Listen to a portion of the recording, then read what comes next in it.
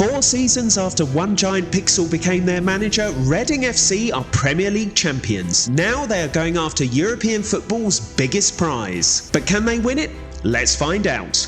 Welcome to Reviving the Royals Season 5. That's right, Reading dominated the Premier League in 2028-29, winning the title by a colossal 19 points. And they also retained the FA Cup by beating Liverpool at Wembley. With a new season on the horizon, One Giant Pixel was hoping for more domestic success, but he also had another goal: to win the Champions League. Having been handed a transfer kitty of almost £122 million, the boss might have been tempted to spend big to fulfil his dream. But he trusted this squad to do the business and so decided just to make a few tweaks here and there. Goalkeeper Joseph Jenkins and defensive midfielder Jayden Bourne returned from loan spells at Feyenoord and Südtirol respectively. Defensive midfielder Jack Groves was also promoted to the first team squad from Reading's thriving youth academy. He was then sent on loan to Mantova in Italy for 2 years. One Giant Pixel did dip his toe into the transfer market before the season began, bringing in 18-year-old centre-back Peter Vermeulen on a free transfer.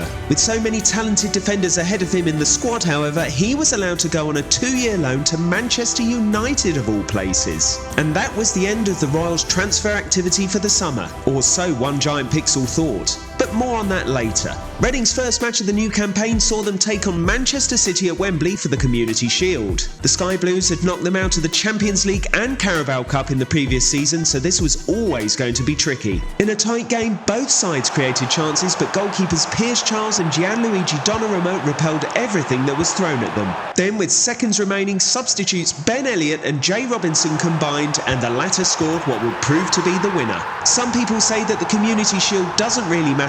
Those celebrations would suggest otherwise. So Reading added yet another trophy to their ever-growing collection, but would they be able to win any more this season? Well, they could not have asked for a much tougher start to the defence of their Premier League title, as they welcomed Pep Guardiola's Liverpool to the SCL Stadium on the opening day. Ethan Nwaneri forced Georgi Mamadashvili into a good save early on, before Kelvin Ehibachiman fired the Royals into a deserved lead right on the stroke of half-time. The visitors' best moment came just after the break when Reading captain Michele Conti's miscued header fell to Alexis McAllister, but he could not beat Piers Charles. After that, Reading passed up a succession of chances, but it did not matter as they kept things tight at the other end and ran out 1-0 winners. You know what I said about the Royals' transfer activity being over for the summer? Well, Jeriel Dorset had other ideas. It emerged that the left-back had gone public with his desire to leave the club. One Giant Pixel had 2 choices: to terminate Dorset's contract or to isolate and sell him. The boss opted for the former, and the board backed him all the way. Given the circumstances of his departure, this social media post was definitely a choice. Anyway, Reading needed a replacement, and they went for pacey 22-year-old Mustafa Adam, who arrived from Anderlecht for £33.5 million. This sorry saga was not the ideal preparation for the Royals' opening game in the Champions League, which came against RB Leipzig at the SCL, but it didn't appear to have had any real impact as Nwaneri and Julian Duranville both scored in the opening 45 minutes. The hosts kept up that pressure in the second half, and Konstantinos Karatsas made it 3-0 before substitute Elliott wrapped things up in the final few minutes. There was more trouble in store for Reading ahead of their Champions League clash with Real Madrid at the Bernabeu. Late-night fireworks outside their hotel left much of the squad feeling exhausted, going into what was already going to be a difficult encounter. With players like Jude Bellingham, Kylian Mbappe and Vinicius Jr. looking fresh and raring to go, the home side were firm favourites for this one. But the expectant crowd was stunned into silence within the opening 5 minutes as Ehibachiman turned his marker and put Reading 1-0 up. Real came roaring back into it after half an hour when Vinny Jr. found Mbappe and, after some fancy footwork, he coolly slotted home the equaliser. The hosts and the visitors had chances to take the lead after that, but in the end, they had to settle for a draw. Given what had happened the night before, this was some result for the Royals. The competition's league phase did not get any easier for Reading as Italian giants Napoli visited the SCL on match day 5. The away side absolutely dominated the first half in Berkshire, racking up chance after after chance but failing to find the net. And the Royals made them pay on the hour mark as Caretsas found Ehibachiman and he calmly stroked the ball into the bottom corner. The goal well and truly took the wind out of Napoli's sails and they failed to create a meaningful chance after that as the hosts claimed all 3 points. At the season's halfway mark, Reading were top of the tree in the Champions League and looking odds on to qualify automatically for the next round of the competition. The Premier League title race, meanwhile, seemed to be all but over, with the Royals 18 points clear of the chasing pack. And in the Carabao Cup, Reading had defeated both Manchester clubs as well as Sunderland to set up a semi-final against Middlesbrough. During the January transfer window, One Giant Pixel decided to promote defensive midfielder Joseph Hawkins, centre-back Leon North and winger Kyle Terry from the Royals Youth Academy. The trio was sent out on loan to Saint-Gallen, Levante and Stade Brestois respectively. The board then told the boss that 100% of the remaining transfer budget for this season would be carried over to the next. He had already decided not to make any new signings, so that meant more than £81 million would go into the following campaign's kitty. After that, there was some even better news. At a star-studded ceremony, One Giant Pixel was named Manager of the Year. Back on the pitch, Reading went into their two-legged Carabao Cup semi-final against Middlesbrough as firm favourites, and they more than lived up to that status during the first leg at the SCL Stadium. The hosts were 3 up at half-time thanks to goals from Kieran Morgan, Ehibachiman and Duranville. After the break, Nestori Irankunda and Gonzalo Navas both struck to make the final score 5-0. That result meant that they could rest their stars for the second leg at the Riverside, but they were still far too strong for their opponents. Goals from Ben Elliott and Jay Robinson gave them a 2-0 win on the night and a 7-0 victory on aggregate. Their opponents in the final would be none other than Liverpool, who they had beaten in the Community Shield and FA Cup final the previous year. In the Champions League, meanwhile, the competition's league phase was drawing to a close, and having already faced Real Madrid, Reading went up against Hansi Flick's Barcelona at the SCL in their final game. The hosts got off to the perfect start as Caretsas played it through to Ehibachiman and he rocketed a shot into the top corner. The Royals kept creating chances and only some great goalkeeping stopped them from doubling their advantage before half-time. Then not long after the break, Caretsas finally gave his side some breathing space with this goal. Barcelona had to wait until the final few minutes to register their first shot on target, but Pierce Charles was equal to Alexander Isak's effort. This 2-0 victory meant that Reading finished the league phase at the top of the table. In the next round, Charlie Savage scored in both legs as the Royals hammered Borussia Dortmund 7-0 on aggregate.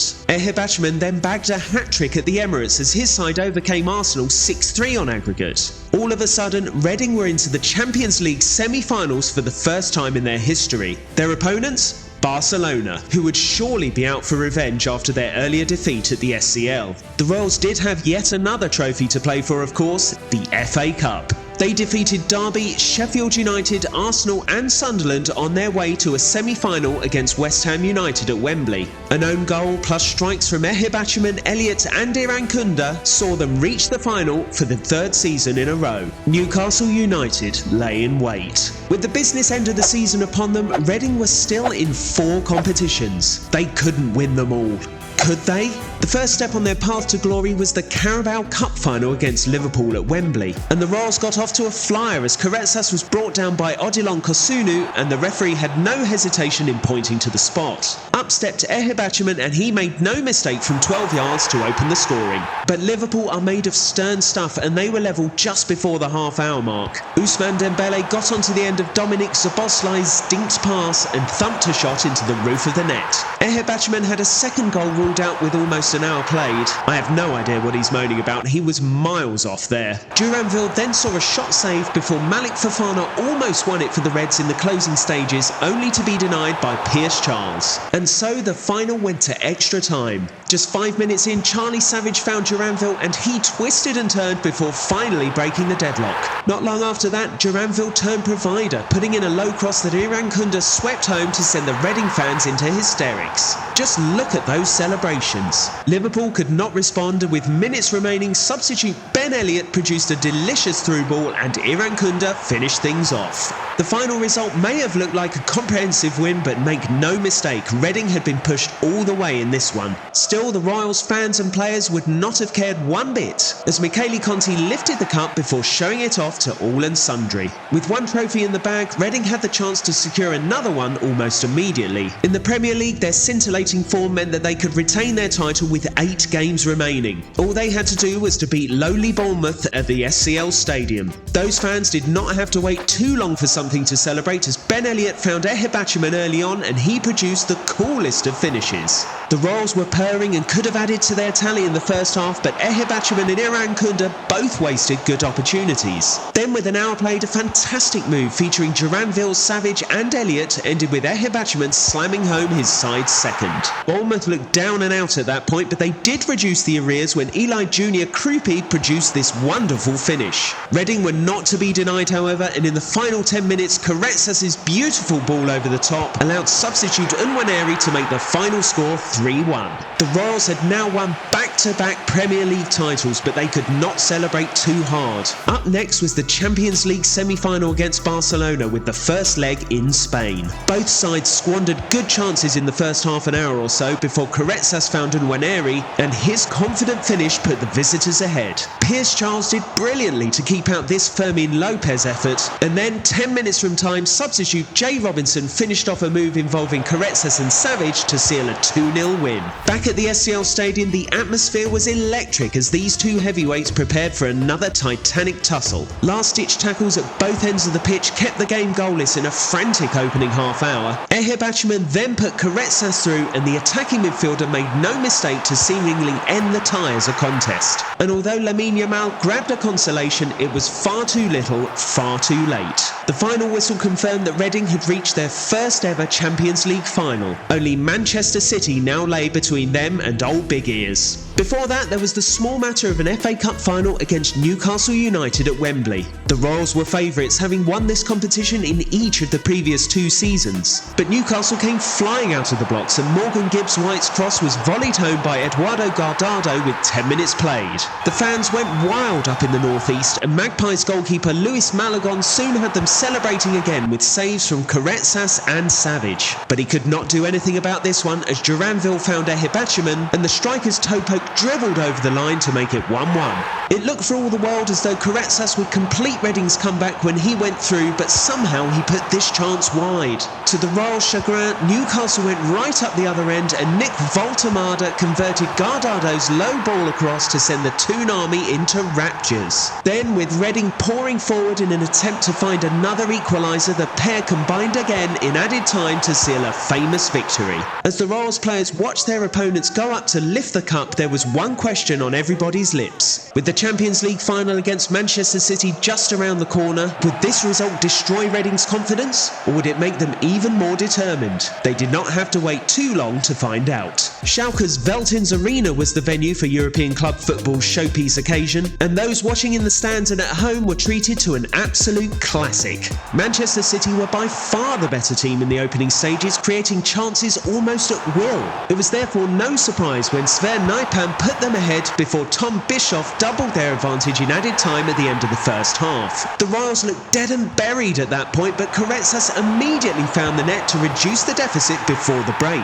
Unbelievably, Koretsas struck again minutes into the second half before Nwaneri latched onto Ehibachiman's wonderful through ball to put his side 3-2 up on the hour mark. Then, with time running out and Reading on the verge of history, Michele Conti failed to close down Erling Haaland, and the Norwegian striker sent the game to extra time. Manchester City struck first in the additional period as Bischoff found space on the edge of the Royals box and cracked a shot into the top corner. One giant pixel immediately replaced Koretsas with Ben Elliott, and it turned out to be an inspired change as the substitute made it 4-4 with fewer than 10 minutes remaining. And so, after a breathless 120 minutes, this topsy-turvy contest went to penalties. Misses from Luca Norton and Omar Marmoush gave Charlie Savage the chance to win it, but his effort was saved. Eder Militao then converted his spot kick, piling the pressure on Reading fullback Gonzalo Navas. But he held his nerve to seal the Royals' first ever Champions League triumph and bring down the curtain on one of the greatest finals of all time.